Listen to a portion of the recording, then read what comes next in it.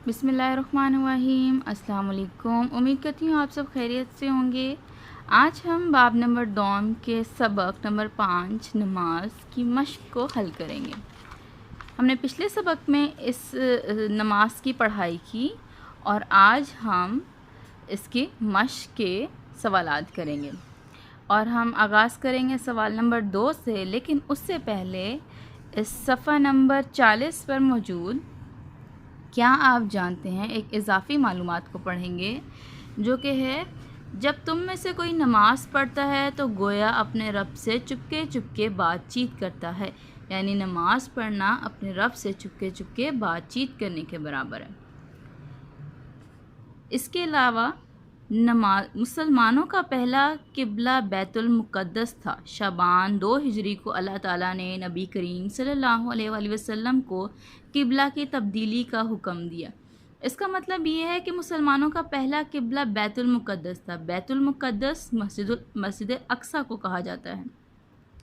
तो पहले मुसलमानों का किबला मस्जिद अक्सा थी, लेकिन फिर उसके बाद अल्लाह ताला ने हुक्म दिया कि किबला को तब्दील किया जाए। तो फिर खाना काबा की तामीर की गई। हज़रत इब्राहीम अलैहिस्सलाम ने खाना काबा को तामीर किया और फिर शाबान 2 हिजरी को अल्लाह ताला ने नबी करीम सल्लल्लाहु अलैहि वसल्लम को किबला की तब्दीली का हुक्म दिया। सवाल नंबर 2 से आगाज़ करते हैं। सवाल नंबर 2 पर है, दुरुस्त लफ्ज़ लिखकर खाली जगह पुर कीजिए। तो हमें दी गई खाली जगह को पुर करना है दुरुस्त लफ्ज़ से। नमाज इस्लाम का दूसरा डैश है। हमने इस सबक से अरकान इस्लाम को शुरू किया, जो कि सबसे पहला रुकन इस्लाम का है तौहीद, फिर नमाज, फिर रोज़ा, फिर ज़कात और फिर हज। कुल इस्लाम के 5 अरकान हैं। तो नमाज इस्लाम का दूसरा रुकन है। नंबर 2 पर है, सलात के मायने डैश हैं। हमने इस सबक में सलात के मायने देखे। यहाँ पे आप देख सकते हैं, नमाज के लिए अरबी ज़बान में सलात का लफ्ज़ इस्तेमाल होता है, जिसके लफ्ज़ी मायने दुआ और रहमत के हैं। तो यहाँ से हमने जाना कि सलात के लफ्ज़ी मायने क्या है, दुआ और रहमत। तो इस खाली जगह में हम लिखेंगे दुआ और रहमत। नंबर 3 है, नमाज से मुराद एक डैश तरीके के मुताबिक अल्लाह ताला की इबादत करना है। तो नमाज से मुराद एक मखसूस तरीके के मुताबिक अल्लाह ताला की इबादत करना है, एक ख़ास तरीका। हमने सबक में इस बात को जाना। नंबर 4 है, मुसलमानों का किबला डैश है जो मस्जिद हराम में वाक़या है। तो मुसलमानों का अब किबला खाना काबा है जो कि मस्जिदुल हराम में वाक़या है।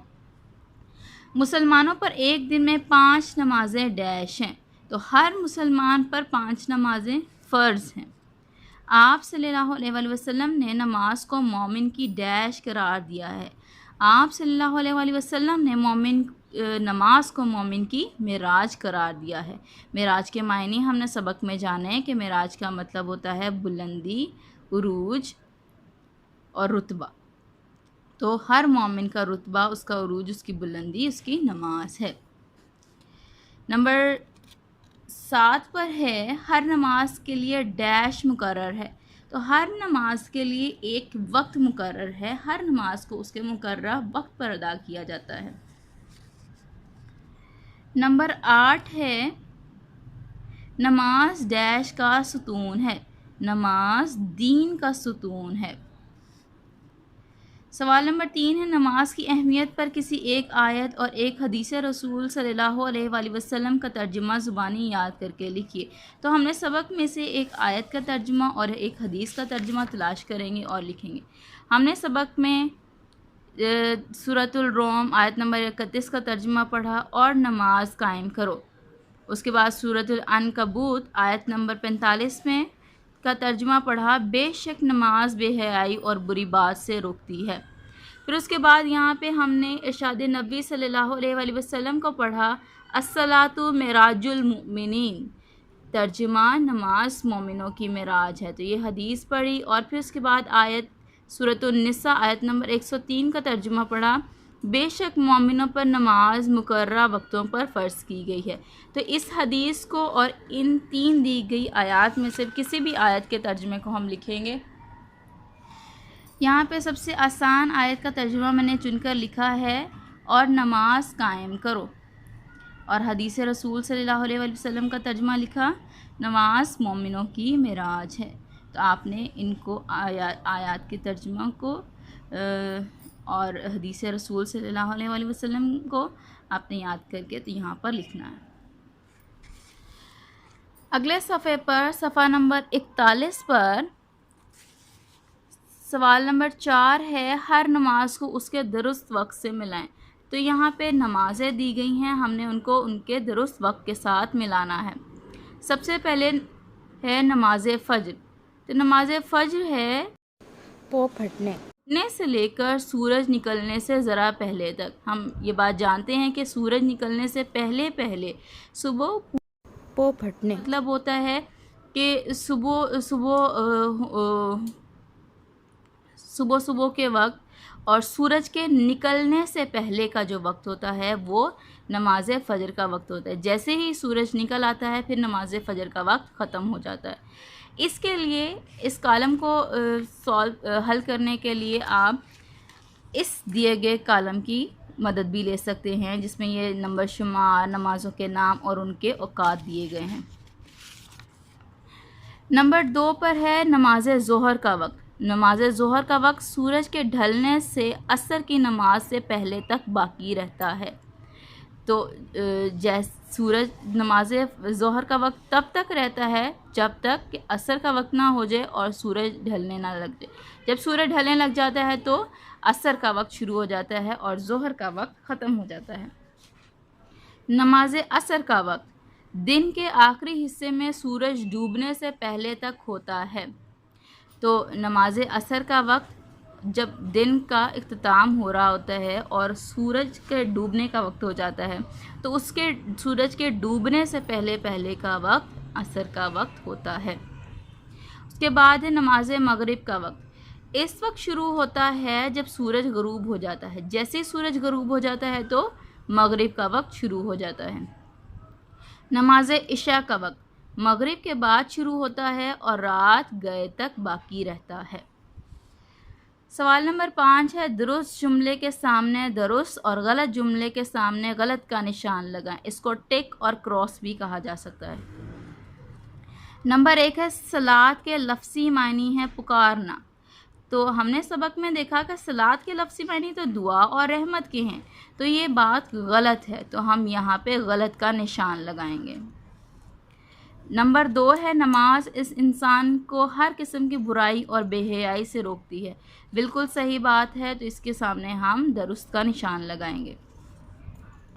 नंबर 3 है, नमाज के लिए सिर्फ जिस्म का पाक साफ़ होना ज़रूरी है। जबकि ये गलत बात है कि नमाज पढ़ने के लिए सिर्फ जिस्म का पाक साफ़ होना ज़रूरी नहीं होता, बल्कि इंसान के लिबास का पाक साफ़ होना, जिस जगह नमाज पढ़नी है उस जगह के पाक साफ़ होने का भी ज़रूरी है। नंबर 4 है, नमाज पढ़ते वक्त किबला रू होना ज़रूरी है। बिल्कुल सही बात, नमाज किबला की तरफ मुंह करके पढ़नी चाहिए। तो ये दुरुस्त है और ये गलत है, तो इसके सामने दुरुस्त और गलत का निशान लगाएंगे। नंबर 5 है, नमाज हमेशा सुकून और इत्मीनान से पढ़ी जाए। बिल्कुल सही बात है, जब भी हम कुरान पाक की तिलावत करें, नमाज पढ़ें तो सुकून और इत्मीनान के साथ पढ़ें। नंबर 6 पर है सवाल हमारा, अपने उस्ताद की मदद से हर नमाज की कुल रकतों की तादाद मालूम करके लिखिए और ज़ुबानी याद कीजिए।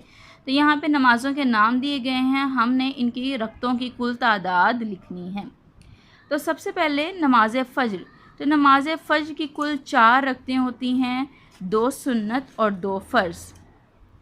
दूसरे नंबर पे है नमाज ज़ोहर। नमाज ज़ोहर की कुल 12 रकतें होती हैं, 4 सुन्नत, 4 फ़र्ज़, फिर 2 सुन्नत और फिर 2 नफल, तो कुल 12 रकतें बन जाती हैं। उसके बाद है नमाज असर। नमाज असर की कुल 8 रकतें होती हैं, 4 सुन्नत और 4 फ़र्ज़। अगले नंबर पे है नमाज मगरिब। नमाज मगरिब की कुल 7 रकतें होती हैं, 3 फ़र्ज़, 2 सुन्नत और 2 नफल। उसके बाद है नमाज इशा। नमाज इशा की सबसे ज़्यादा रकतें होती हैं, 17 रकतें, जो कि हैं इसमें 4 सुन्नत, 4 फ़र्ज़, 2 सुन्नत, 2 नफल, 3 वितर और फिर 2 नफल। तो कुल इस तरीके से 17 रकतें बन जाती हैं। इसके बाद आइए अगले सफ़े पर चलते हैं। अगले सफ़र पर सवाल नंबर 7 है, अहमद आपके शहर में नया है, वो नमाज़ पढ़ने मस्जिद जाना चाहता है, आप मस्जिद तक पहुंचने में इसकी मदद कीजिए। तो यहाँ पर अहमद है और यहाँ मस्जिद है, तो हमने अहमद को मस्जिद का रास्ता बताना है। तो अहमद यहाँ से चलना शुरू होगा और फिर इस तरफ जाएगा और फिर मुड़ के इस तरफ आएगा और फिर यहाँ से मुड़कर इस तरफ और फिर ऐसे और फिर इस तरफ मुड़ के ऐसे जाके और फिर जब इस तरफ मुड़ेगा तो उसको मस्जिद का रास्ता मिल जाएगा और वो मस्जिद तक पहुंच जाएगा। सवाल नंबर 8 है, मुकम्मल नमाज ज़ुबानी याद कीजिए और अपने किसी बड़े से नमाज़ पढ़ना सीखिए। तो ये अब आप सब तलबा ने नमाज़ पढ़नी सीखनी है अपने बड़ों से और नमाज को ज़ुबानी याद करना है। उम्मीद है आज का सबक आपको पसंद आया होगा और आपने सब ने इस सबक को अच्छे से याद करना है और समझना है। बहुत शुक्रिया। अल्लाह हाफ़िज़।